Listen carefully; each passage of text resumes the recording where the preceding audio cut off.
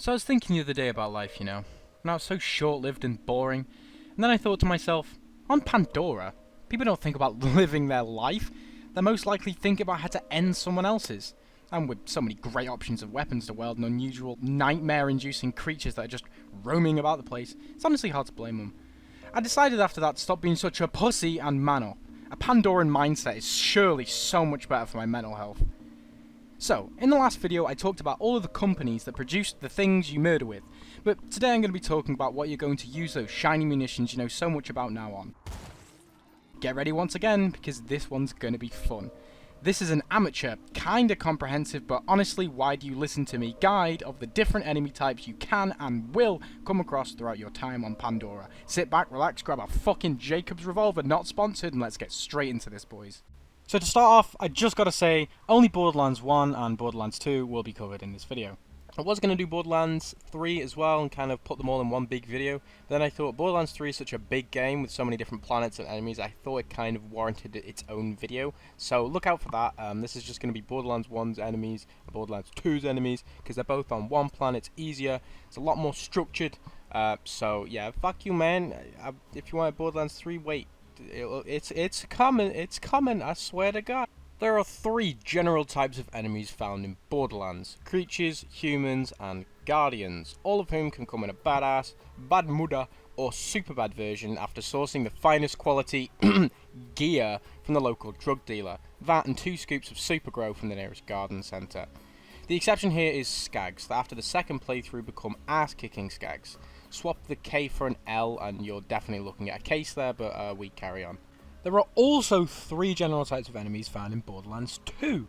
Creatures, humans, but this time there's robots instead of guardians, all of whom can come in a badass, super badass, or ultimate badass version. If in the first game they had 2 scoops of super grow, this time they definitely injected elephant steroids and made their diet 100% purebred bullymong. So without any more waiting, let's get straight into each enemy that appears on Pandora, in Borderlands and Borderlands 2. Skags. Skags are large Pandoran creatures, easily identified by their canine appearance, strong bony armor plates, aggressive behaviour, and distinctive 3-jawed mouths. I have to say, when I first saw Skags, I was like, what? That is fucking insane. That's like a dog on steroids and you've ripped his mouth open. And also, weird fact about Skags, They shit out their mouths, but they also eat through their mouths. Skags dwell in underground burrows, though Skags primarily carve out their burrows by using their hard, hook-like claws to dig. The moulded appearance of their den entrances evidences the use of corrosive compounds, common to some types of Skags, to break down the Pandoran stone. Skags seem to behave like meerkats, with most of the pack inside the den and just a few roaming outside. Skags' distinctive mouths consist of relatively immobile lower jaw supporting 2 vertically aligned upper jaws which, when opened, seemingly cause the face to split. Despite the ferocious appearance of their mouths, Skags do not appear to have teeth. Instead, a series of barbs extends from the end of their lower jaw along both edges of their upper jaws. This suggests that Skags might ingest prey in the same manner as alligators on Earth, by ripping apart the flesh rather than biting it in chunks. That's really fucking nice. Skags' tongues grow with age. When at the elder stage of maturity and fully extended, this strong, potentially prehensile organ may be up to twice as long as their body. As suggested by the appearance of Scrappy, Pinky and Digit, Dukino, Benjamin, Blue, and further reinforced in the secret armory of General Knox, Skags can be tamed, at least partially. The midgets have been observed riding the smaller variants of Skags. However, how dumbasses like midgets manage to tame Skags is not known, and honestly, I don't want to know. In Borderlands 1, there are 8 types of Skags. Skag pups, Skag whelps, adult Skags, spitter Skags, elder Skags, alpha Skags, badass Skag, and badass alpha Skag. In Borderlands 2, there are 13 different types of Skags. Adult Skags, alpha Skags, armoured Skags, badass infected Skags, badass Skags, which includes shock, fire, corrosive, and slag, barf Skags, chubby Skags, get the loot, infected Skag, rabid Skag, snow Skag, scrack, spitter Skags, and swamp Skags. I gotta say, what the fuck is going on with rabid Skags? Like, don't get me wrong, enemies are enemies, but goddamn, they do not relinquish. They just fucking come at you. I don't know what they have against you, personally. I don't know if it's a thing, but Jesus, like, just calm down, bro. I know you called a rabbit skag, but calm down, bro. Spiderants. Spiderants are viciously territorial creatures that bear a passing resemblance to insects. The most striking features of these creatures are elongated heads, 4 limbs and abdomens. Their heads are thickly armoured, as are their strong, dangerously sharp forelimbs. The abdomen, however, is unarmoured and is the creature's weakest point. Yeah, shoot it in the ass! Spiderants are about 6 feet long on average. The workers gather food and build the hive under the ground, while the soldiers and the kings, that are evolved from the workers, protect the hive. Naturally, the queen rules them all. She has a larger abdomen and head than the rest of them, and also has a sick legendary. The Spiderant's carapace. Carapace? Is that a fucking word? Oh, it's what's on the front of lobsters and the shell of the turtles, mate. Yo, you say you don't learn anything here, guys, but I mean, these are like actual facts that you definitely didn't know about before you came here. I definitely need to know. I mean, fuck me. The Spiderant's carapace is very thick and able to withstand major punishment. In general, the greatest weakness of these creatures is their unprotected abdomen at the rear. The 2 largest front claws are called the crusher claws, which are used to beat and stab their victims to death. It's said that this bloodied mess is then cocooned in a resin secreted from the abdomen for later consumption. They typically prefer to feast on small skags, which are abundant in the region and easily slain. Spiderants are believed to have highly structured society where each individual spiderant works for the good of the colony, like ants. This is why the word ant became part of their name for this creature, actually. Although some claim have to found vast underground spiderant colonies, these individuals have never been able to quite remember specific locations or how they escaped with their lives from such a dangerous place. I mean, I'm not saying they're fucking lying, but... Oh yeah, I know where they are, but I can't tell you where they are, or how I got there, and where they are, or how I got, or where... Please believe me.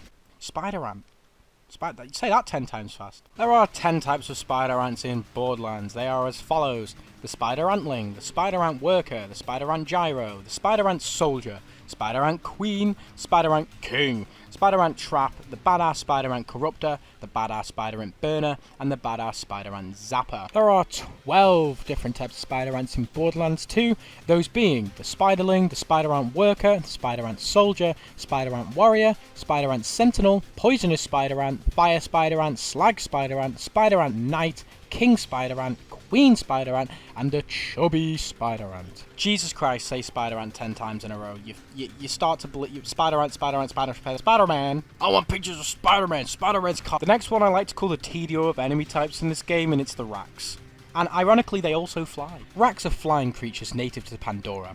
They have a flat, fleshy head ending with a pointed snout with a brightly coloured bony plate on the top and hooked, rasping barbs lining a soft, slit-like mouth on the bottom. Rakks do not have grasping claws or lower limbs, and instead have a set of curved, razor-sharp talons upon a flexible tail they use to adhere to rocky surfaces. Rakks appear to be highly social creatures with a task-based hierarchy that includes scouts, hive defenders, food processing, and perhaps even long-term storage, similar to honeypot ants on Earth. They are known to be vocal, howling or screeching to rally a flock when a target presents itself or proves itself to be a threat.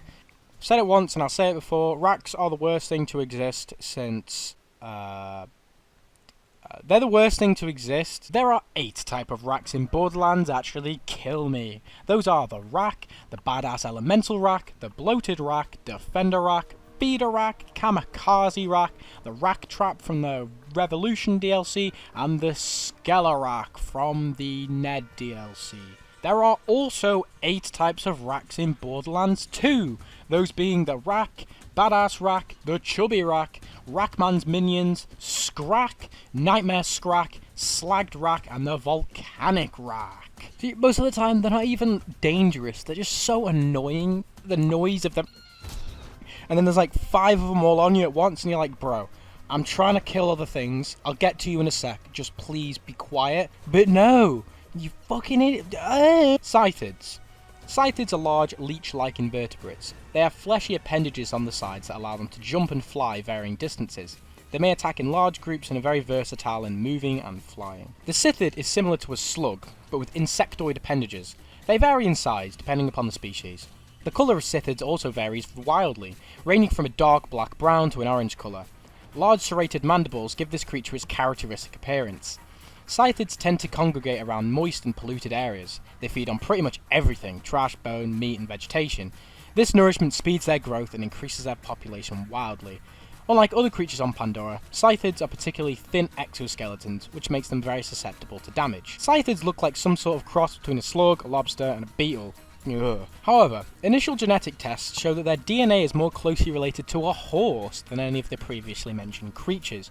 Doesn't make any sense, but we move. This oddity has gone through rigorous scientific scrutiny, and although findings and research continue to support the finding, it is widely disbelieved and contested. I wonder why. Counter-arguments include theories that the species was genetically altered by the Iridians for an unknown purpose, and that all of the research in regard to this is irrelevant. Scythids never return again in Borderlands, and it's weird because they are very distinctive creatures. There are 7 types of these sluggy bastards roaming around Pandora in the first game, and those are the Scythid Crawler, the Desert Scythid, the Bursting Scythid, Giant Scythid, Badass Fire Crawler, Badass Shock Scythid, and the Badass Poison Scythid. Honestly, I fucking hate slug type things that just move about and they're all gooey and things like that. I fucking hate them. So, seeing one in real life, imagine just seeing a Scythid in real life, right? It is a slug mixed with a lobster and a beetle. So it's sluggy, but it's got teeth and it can jump and it's about fucking 3 foot in length. Larva crabworms. Larva crabworms are large, purple lobster-like creatures found on Pandora in Borderlands 1 and return in Borderlands 2 and some of Rakks DLC. They are widely distinctive because of their dark purple colour. Larva crabworms have 2 large pincers at the front and a bright purple eye in the centre of their head. They have the ability to do long-range corrosive attacks that fires purple acid. They can also burrow into the ground to retreat and will emerge somewhere nearby.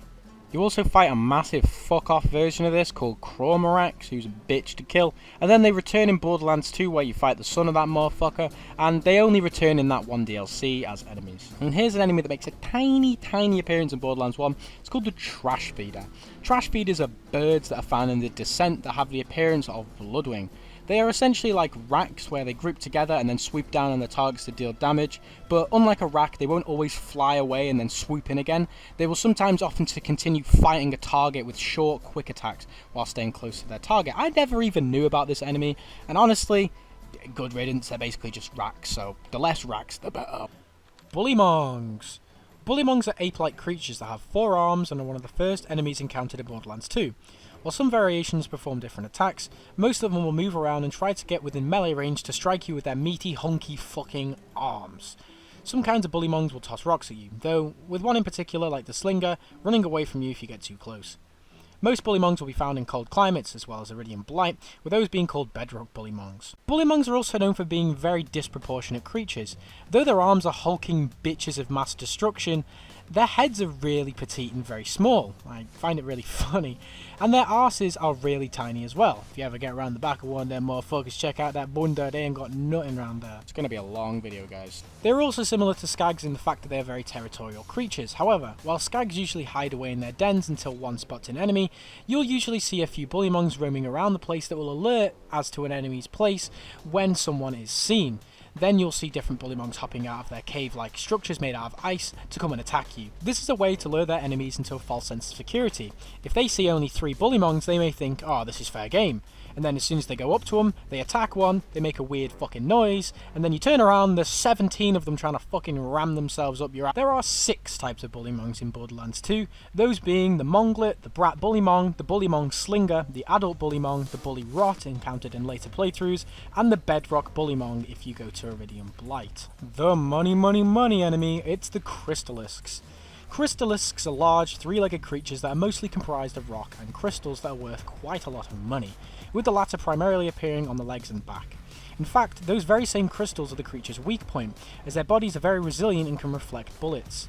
When fighting them, you will want to aim at the crystals on their legs, as each of them actually makes up 1/3 of their total health, so destroying all 3 will 100% kill them.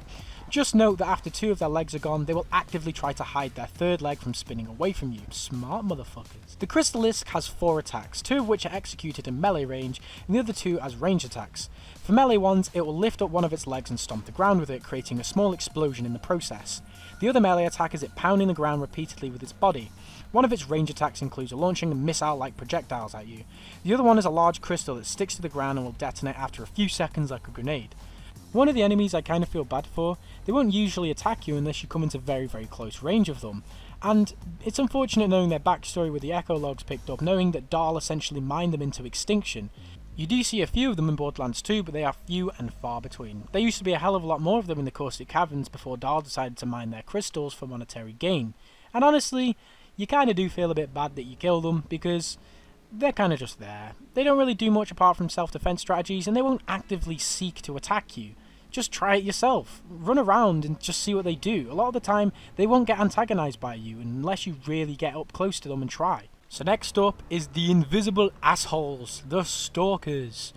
Stalkers are a reptilian-like species of animal that are able to cloak themselves due to a special organ they contain within their bodies.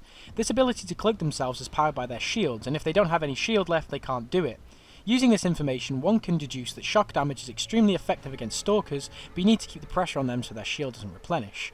Also, the saliva that comes off their glands that actually makes them invisible was the reason why Jack had an invisibility cloak. This is the exact lore-based reason. Someone used the Stalker glands and bioengineered them to be able to use in a little tiny pocket watch. This is how Handsome Jack can turn invisible in Borderlands 2. There are 9 different types of Stalkers in Borderlands 2, those being the Ambush Stalker, Cyclone Stalker, Needle Stalker, Slag Stalker, Spring Stalker, Tri-Tail Stalker, Badass Stalker, Chubby Stalker, and the Rabid Stalker. Stalkers definitely have the coolest animations when they walk about. Especially when you first antagonise them in the game. It's cool to see the invisible asshole sign that was put up just to subtly warn you that they go invisible, and seeing the going around. I really enjoyed that when I first played the game, and introducing my friends to them and just watching them get completely obliterated because they didn't know what the fuck to do was really funny. Threshers. Threshers are squid-like creatures that like to live in areas with soft ground, as they will burrow in and out of it. They will use their many tentacles to attack players and come in many different varieties. Their critical hit spot is the tiny eyes on the sides of their head, with the same spots being featured on their tentacles. Note that they cannot be phase locked by Maya, instead receiving damage, they are firmly rooted into the ground. Also, Terramorphous, baby.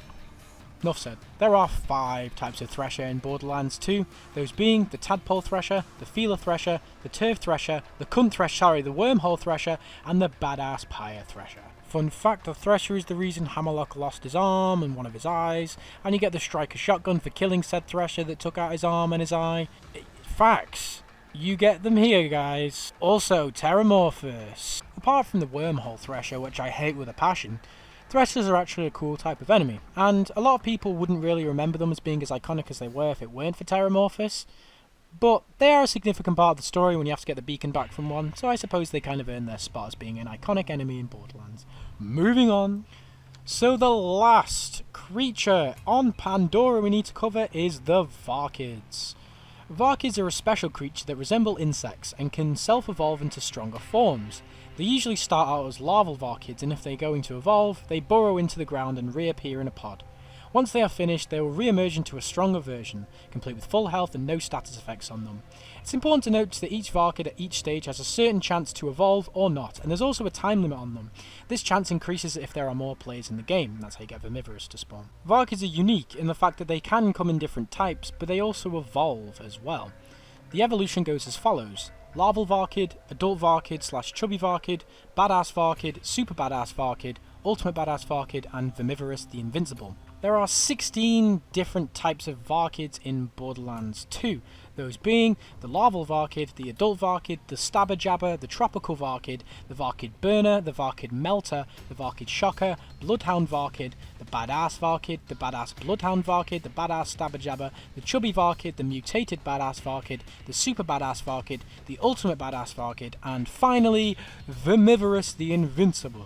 Definitely in my top 5 enemies of Borderlands 2, the fact that you can spawn a bloody raid boss from a tiny little motherfucker means a lot to a lot of people, and the fact that you can literally farm the farmhouse over and over again and just run around and wait for them to turn into different ones is really cool, and watching all these little tiny motherfuckers just turn into like a bigger version of themselves, and then eventually you'll have like an ultimate badass and a badass and a corrosive one and a fire one. It's a really cool enemy type, and it's one of the most unique I've ever seen in a video game. The Goliath is pretty fucking cool, and I'll talk about that later, but this has the most variants out of any enemy in Borderlands. So next, we're going to quickly go over Guardians. These appear in Borderlands 1 when you get closer to the vault, but unfortunately don't return at all in Borderlands 2, and there's no mention of them. Kinda weird, but you know, we move. So Guardians are described as biomechanical defenders of the vault in Borderlands. They are left behind from Iridians and are seemingly part of the technology that they use to defend the vault from whoever tries to get inside of them. They are seemingly made in the image of Iridians and their technology, using powerful shields to protect their fairly weak bodies underneath, or even consisting of completely pure energy. These enemies are primarily encountered later in the story of Borderlands 1 and will often be found fighting against the forces of the Crimson Lance in Borderlands. Now, there are multiple types of Guardians, and the different ways that they attack you can vary, and also the builds that they have. But in general, they all take the same form. Very frail bodies with long, slender necks. So unlike other enemies on this list, I'm actually going to explain which types of them appear first, as it will make more sense to the viewer and will just make things a bit more clear. So you have Arc Guardians, Badass Guardians, Guardian Wraiths, Guardian Spectres, Principal Guardians, and Serra Guardians. Arc Guardians have thin bodies that curve around, very thin arms, long thin necks, and a very small head. They also bear a twin set of curvilinear cannons on their backs. You don't realise how long it took me to say curvilinear. Oh my god, what are these words? A Guardian Wraith is a low-level Guardian left by the Iridians to protect an artifact hidden in the Dahl Headlands. They are encountered when the mission Ghosts of the Vault is accepted from Lucky's bounty board. Principal Guardians are fast and mobile melee strikers within the Guardians' ranks, left by the Iridians to protect the ancient Iridian holdings like the rest of them. A Badass Guardian is a much larger, more powerful version of the Principal Guardian, also primarily using melee attacks to do damage. These are distinguished from the other Guardians by their larger size, a slightly different glow to their armour, and a larger protrusion on their backs. Guardian Spectres are Guardians that are encountered during the mission Ghosts of the Vault. Its appearance is very much similar to a Badass Guardian. And finally, the Serra Guardian. A Serra Guardian is an aerial form of Guardian, pink and greyish-green in colour, that levitates high in the air during combat. Most frequently, they are encountered in the Crimson Enclave, the Descent, and Iridian Promontory. They are some of the most alien-looking creatures on Pandora, and along with their large size and unique shape, they are easily identified by a distinct bone-white colour, with detailing in bright blues and violets. Guardians are probably my favourite ever type of enemy in Borderlands, and if you've ever played the pre-sequel and Borderlands 3, you'll especially know how cool these enemies are to face. In Borderlands 2, they aren't there at all, and my theory for this is that Hyperion killed every single Guardian before you could get to the vault, meaning you don't see any because they've already been destroyed. However, the flaw in that is that they're never even mentioned in the game at all. Jack never says, "Oh, I killed all the Iridians to get here, that's how powerful I am," or anything like that. They just sort of don't show up. I mean, honestly, they've had a long-ass time protecting the vaults. They could have gone on like a 5-week vacation. Power to them, honestly. You know, Wham Bam Island is a nice place. And I don't even know what they're getting paid in, but it ain't enough. It's kind of annoying that they don't return in Borderlands 2 at all, because people who've only ever played that game and never really played the first game and didn't want to continue into the later games missed out on a really cool enemy type, and it's one of the better ways to show how cool of a universe Borderlands is. The vaults, the Guardians, all the things surrounding that, and one crucial part of it was missing from 2, which just kind of leaves an empty space in my head wondering why. At this point I can already tell it's going to be a long ass video because I haven't even covered the largest type of enemies yet, which are humans. Bandits, Crimson Lance, Hyperion men, they are the largest enemy type, especially Bandits with all the different types they have and all the different types within the subcategories of different types they have. So let's get on to them, I suppose. Bandits. Bandits are hostile humans that inhabit Pandora, most often encountered in large groups which are commonly referred to as tribes, clans, or gangs. They will kill anyone and anything in order to obtain equipment, guns, ammo, food, and fuel. So bandits probably have the largest type of overview compared to any other enemy in the game, so yeah, kill me in advance, thanks. Bandits is the general term used to refer to the vicious tribes inhabiting Pandora. These criminals from the galaxy's overcrowded penal systems were sent here as mine workers.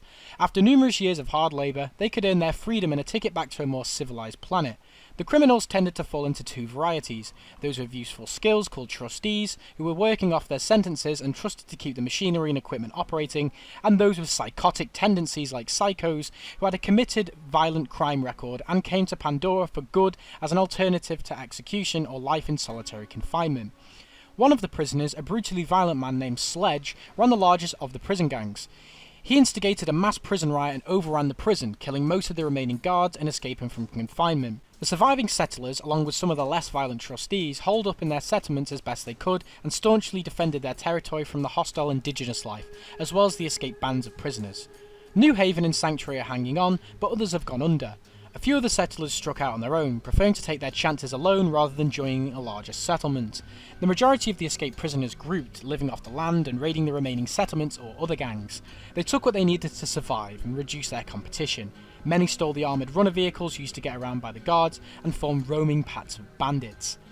There's widespread debate as to how large the bandit population on Pandora actually is. Many attempts have been made by settlers and mercenaries alike to thin their numbers, but bandits always seem to come back in full force a short while later.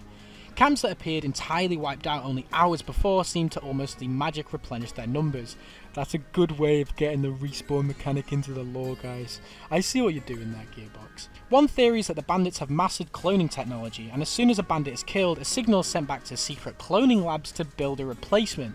While this would explain both their numbers and why there's so many of them look and sound alike, it is unlikely that a group this uneducated has the mastery of genetics and medical science required for such a feat. Another theory is that the bandits have secret breeding facilities where hundreds of thousands of women are in a constant state of accelerated pregnancy.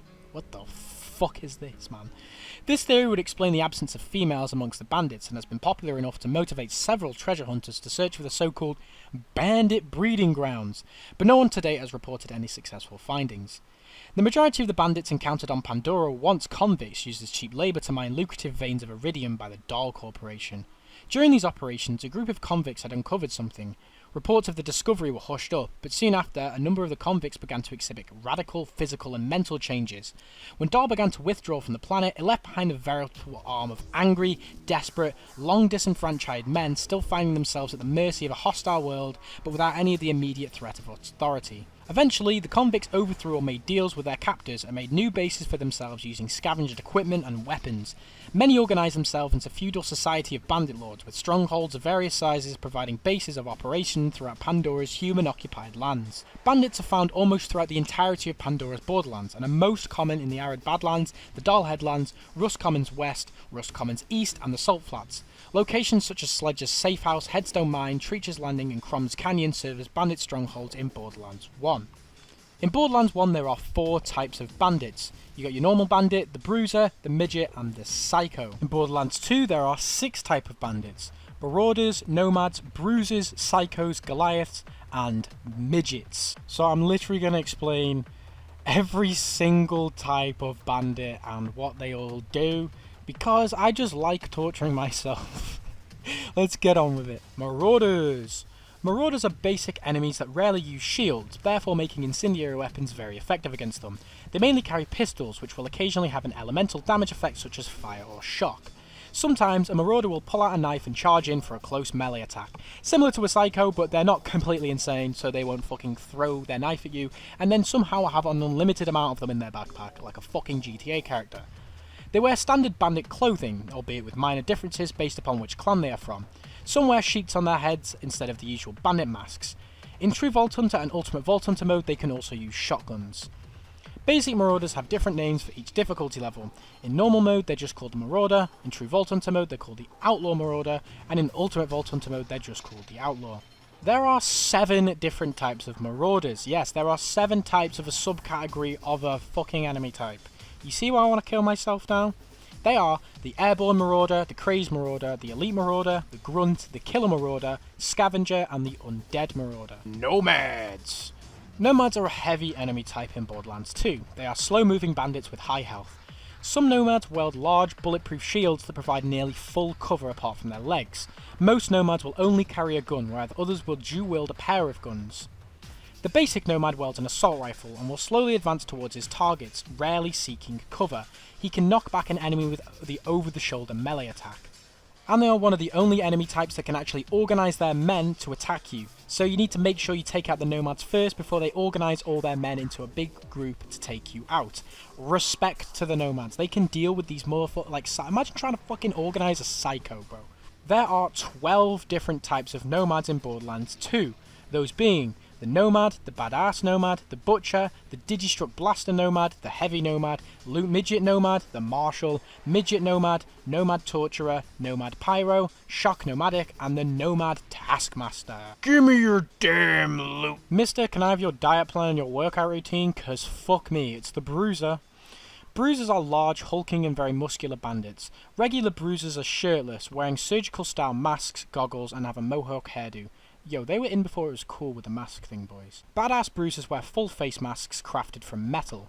Bruisers in Borderlands 2 use the first game's badass bruiser appearance. Bruisers move at a walking speed with no regard for their own safety, as you should, preferring to rely solely on their own physical resilience rather than seek cover when under fire. Shad move. This makes them relatively easy to fight in a tactical sense in that they can be avoided and have their line of sight blocked, but also prevent a protracted engagement due to their high health. Bruisers never carry shields, making incendiary weapons highly effective against them. There are 4 different types of bruisers in the original Borderlands: the normal bruiser, the badass bruiser, the badass thug, and friends.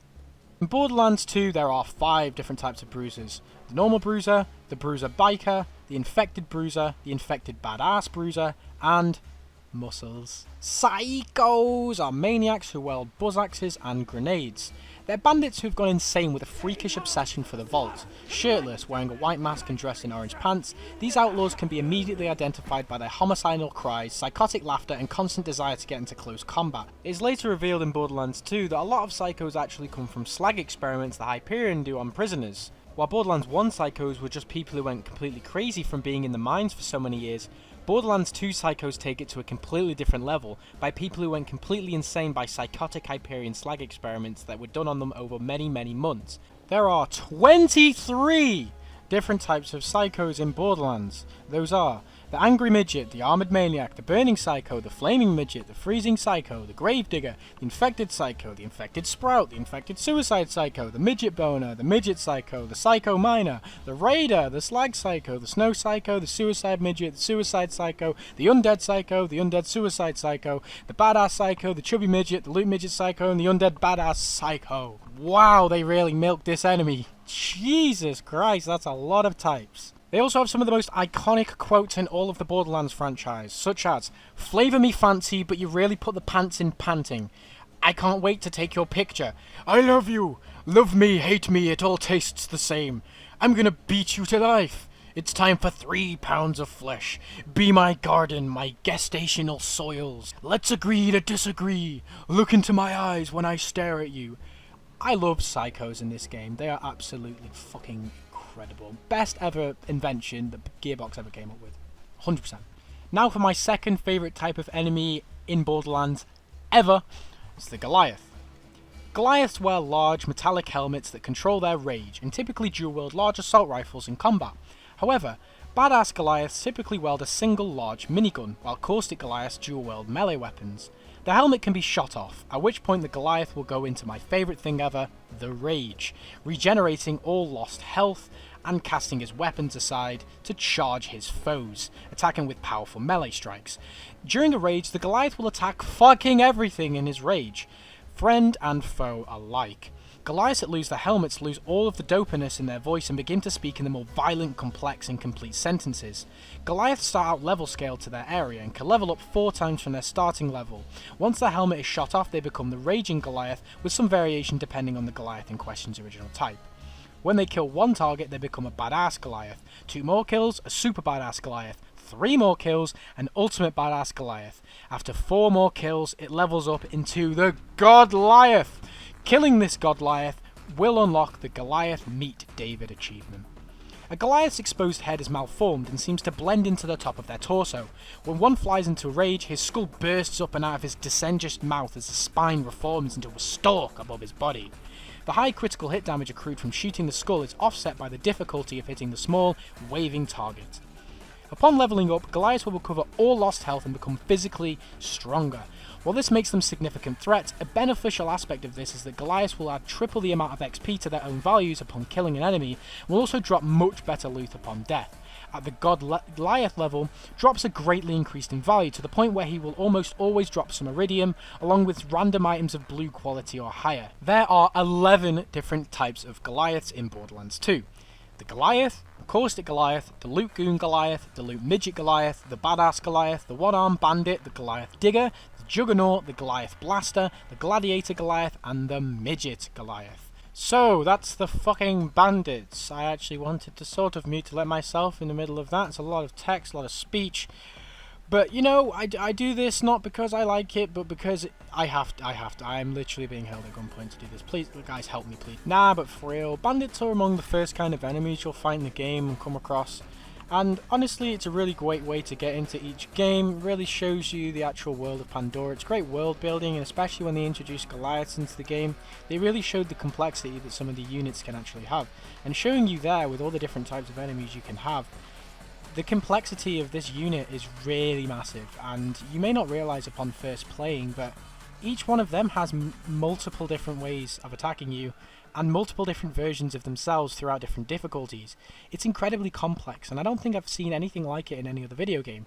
I may be wrong, but they really build the world up, and later on into some games when you stop fighting them, I really get sad. I actually really enjoy fighting bandits. So now we're going to be moving on to an enemy that not much is really known about, but I think apart from Psychos and Goliaths are some of the most interesting enemies in the game, and these are the rats. So these slippery bastards, who definitely look like that one guy from your school who never showered, are another similar faction to bandits, although they have their own variants that differentiate from them. Like the absolute degenerates that they are, some of them will stop fighting you in order to pick up loot from the battlefield. I genuinely lost a fucking legendary to this. I want it back, guys. I'm still fucking waiting. It's been 8 years, boys. Even going as far to bury it, making it so you can never get it back. They can also feed on corpses to recover some health. Like with bandits though, they are weak in the head and fucking crazy. Say it with me, guys. They are fucking crazy. There are 9 different types of rats in Borderlands 2, those being the tunnel rat, the field rat, the rat thief, the midget rat, the loot midget rat, the lab rat, the miner rat, the sewer rat, and the plague rat. The tunnel rat is the most basic of the rats and definitely the most common. They tend to stay away from you and shoot at you with their assault rifle, while also dodging your own attacks. Be careful whenever you close to them, as they can deliver a melee strike. They can also pick up and bury loot, actually kill me. Field rats are much tougher versions of the tunnel rat, with the same type of attacks in their arsenal. However, they can sometimes do a leaping attack similar to Bullymongs to get within melee range and pull off a quick strike. They can also pick up and bury loot. It's in the name. The rat thief doesn't seem to concentrate on fighting, instead opting to focus solely on pickpocketing money from your own pockets. If they do manage to get some, they will scamper off to bury it, and should it happen, it will be gone forever. Midget rats are just smaller versions of tunnel rats and can be harder to hit due to being fucking midgets. Lab rats later turning into roos. The oddball out of the group, the lab rat is a very slow moving foe that doesn't worry about anything but putting the hurt on you. They have extremely high health, and once in melee range they will deliver a painful strike. If they can't happen to reach you, they will toss a hatchet at you, similar to Psychos. It's best to bait them into chasing you while keeping your distance, making sure you don't stay in an area that they can't normally reach, and making sure they can't get up to you to give that weird lasery eye effect like they're fucking Spider-Man. Superman. The miner rat is another variation of the tunnel rat, but it's only found in specific locations like Tundra Express and Lynchwood. The only real difference is that it can dig underground where it can't be harmed, and popping back up to attack you before retreating underground again like a little bitch. Plague rat.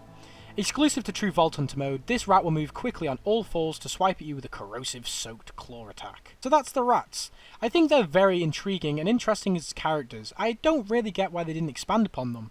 My theory is that they were dull miners who got exposed to some sort of iridium leak and decided to stay underground due to them not really having anywhere else to go.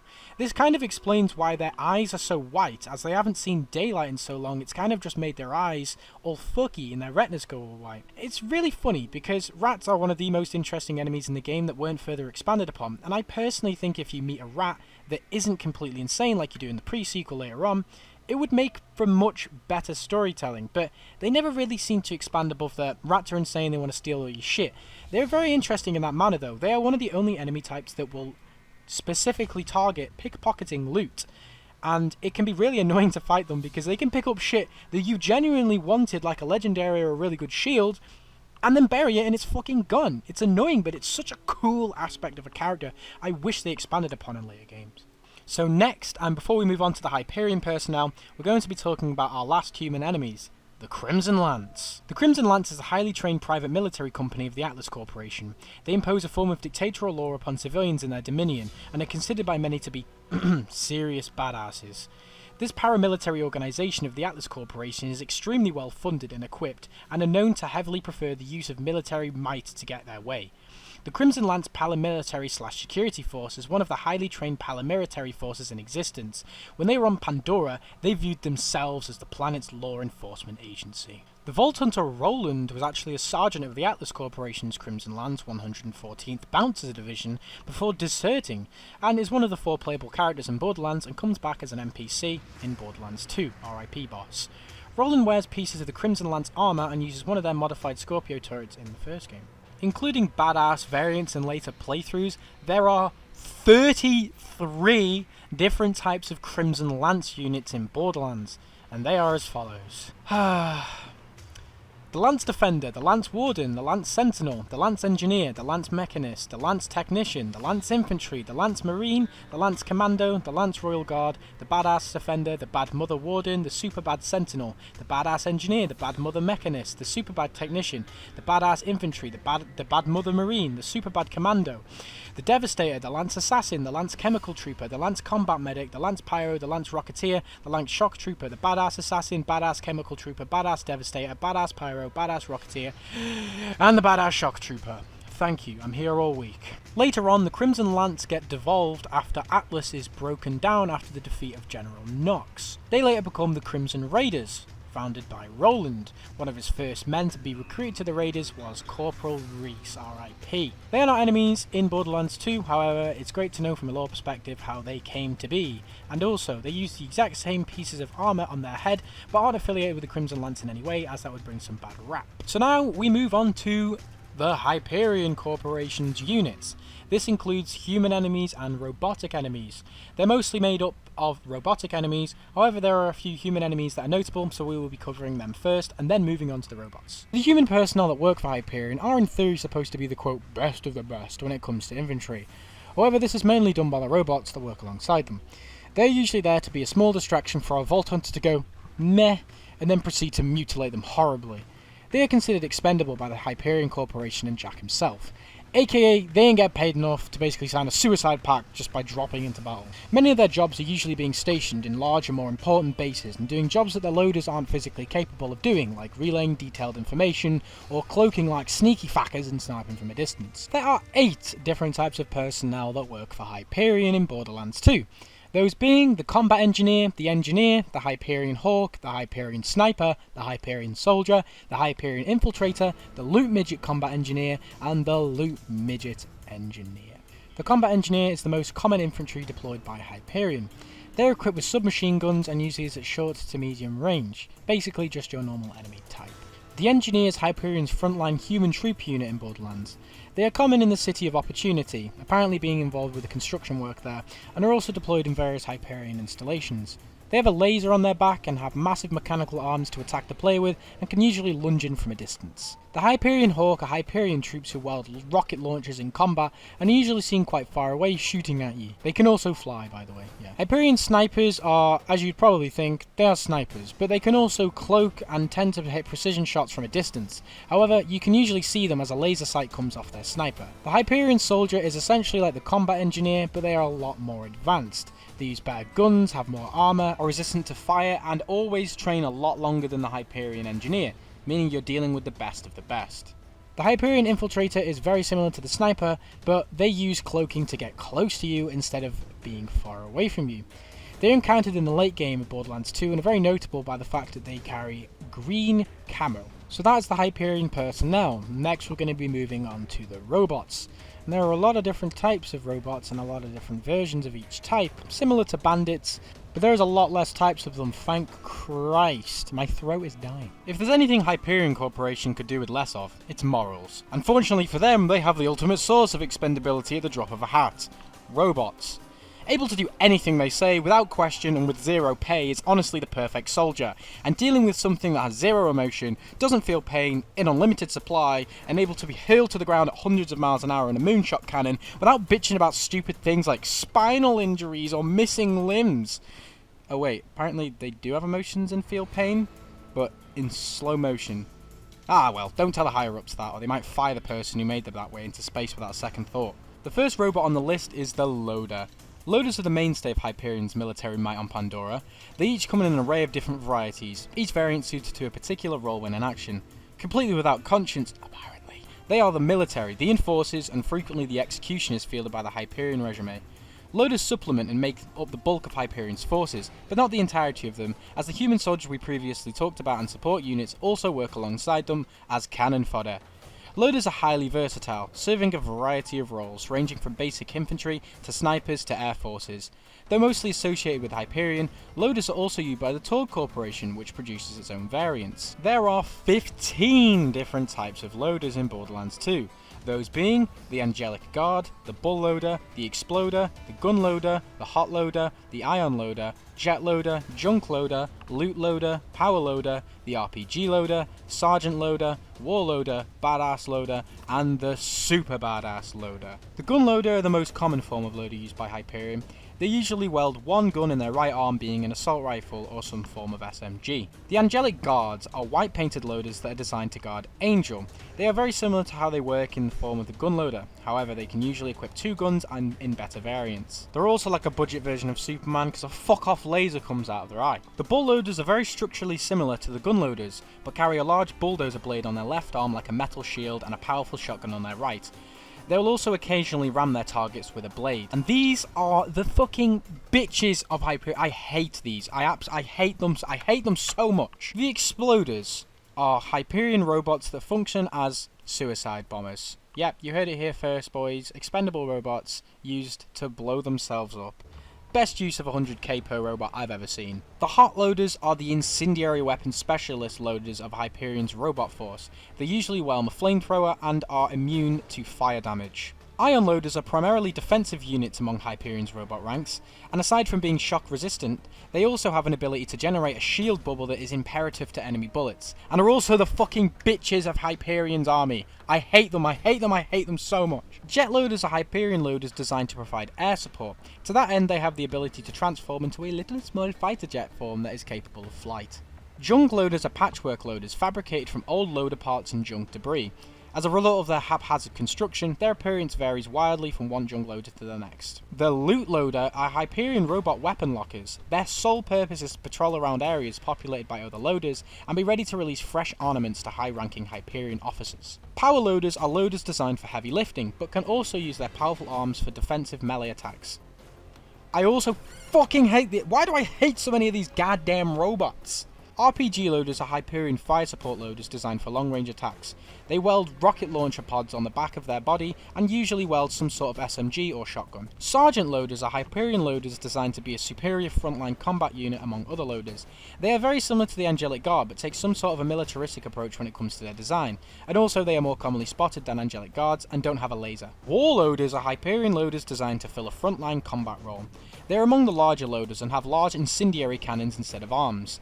They are also very similar to Badass loaders, however don't have as much health. Badass loaders are powerful weapons of war within Hyperion's robot ranks. They are very similar to war loaders but have more health, are more resistant to gunfire, and can dual-wield assault rifles. The Super Badass Loader are the largest of the common loaders, and are deployed by Hyperion only in rare circumstances. Aside from their size, Super Badass Loaders are further distinguished by 6 massive incendiary cannons that they have as substitutes for arms. Though I absolutely hate some of these units with a passion, I can safely say they're a really fun enemy type to fight against in Borderlands, apart from the Bull Loader. Fuck that guy in particular. The next robot on the list, and a very quick one at that, is the Constructor. Constructor bots are large, trapdoor Hyperion mobile robot factories. They can digistruct Hyperion loaders and surveyors until they are destroyed.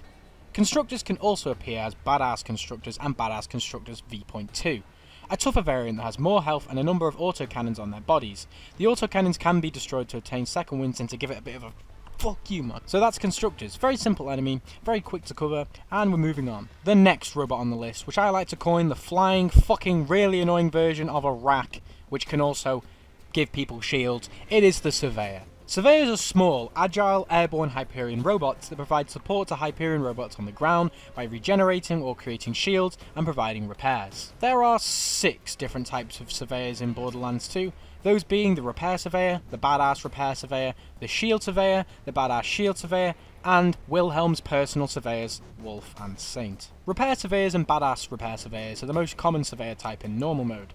Regular Repair Surveyors have only 1 set of wings, while the Badass variant has 3. Shield Surveyors and Badass Shield Surveyors are a lot rarer, and have the ability to charge up a shield for any nearby loader, When idle, the Sheared Surveyor can deploy a yellow frontal deflector shield similar to that of a Constructor's. Attacking the shield will cause the bullets to deflect back at the Vault Hunters shooting at them. Both variants possess 2 pairs of wings, with the regular version coloured white and blue, and the badass variant coloured yellow and blue. Not gonna lie, it kind of felt like cheating including Wolfenstein on here, since we don't really realise it's Wolfenstein until the pre-sequel. But they're called Wilhelm Surveyors, so I'll let it slide. So lastly, I'm just going to gloss over the DLCs, all bringing something new to the table and bringing a lot more than the original games could. The Zombie Island Dr. Ned introduced various creatures of nightmares into the game, loosely connected under the term zombie.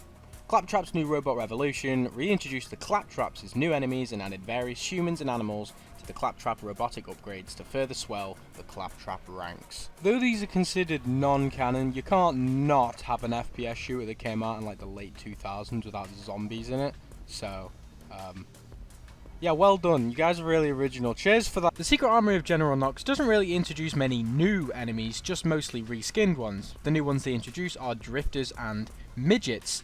Obviously, Wetland Drifters are in Big Hammerlock's Gay Hunt. Sorry, I mean Sir Hammerlock's Big Gay Hunt. I mean Sir Hammerlock's Big Game Hunt. Borderlands 2 also introduces new types of enemies in the DLC. However, this one is a bit more extreme. They got fucking dragons in the Tiny Tina's Assault and Dragon Keep DLC, as well as dwarves, golems, knights, orcs, pixies, skeletons, spiders, tree ants, wizards, mimics, and other unique enemies.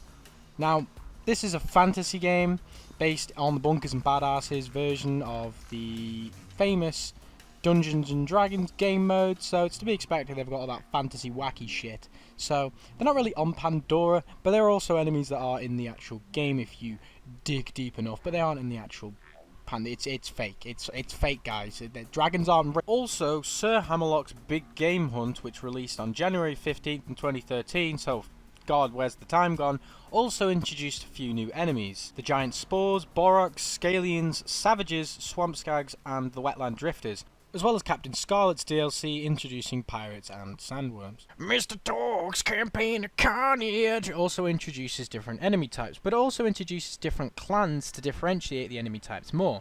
You've got Bikers, Bruisers, Enforcers, Gremlins, and Rioters, which can be in different clans like Mama's Boys, Burners, and Competitors for Torg.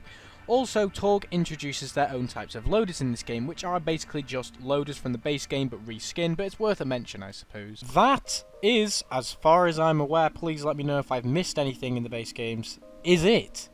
That is every single enemy you will encounter on Pandora. Please, let me know what you thought. Let me know if I rambled too long. Let me know if this fucking video is too long. I feel like for a cool experience for me it was also very draining. There's a lot of text I had to read, and fuck me if it didn't take me a long ass time to record it. No pity points are here, but goddamn, when I said I was going to do every single enemy, I did not think I would have to talk for that long about multiple different types. Hopefully you guys actually enjoyed this video, and if you did, make sure to let me know whether you want me to cover the DLC enemies, unique enemies, and bosses. Obviously, there's a lot of different types of enemies, like, you know, Bonehead, Saturn that I missed for the loaders, enemies like Skags that are very unique and individual, but honestly, I can cover them in their own video. Please let me know once again if you want me to do that, and without that, that is it. That's the whole video. If you got to the end, make sure to leave a like, subscribe, all that nonsense, you know what the fuck to do. And I will see you in the next video, guys. Peace.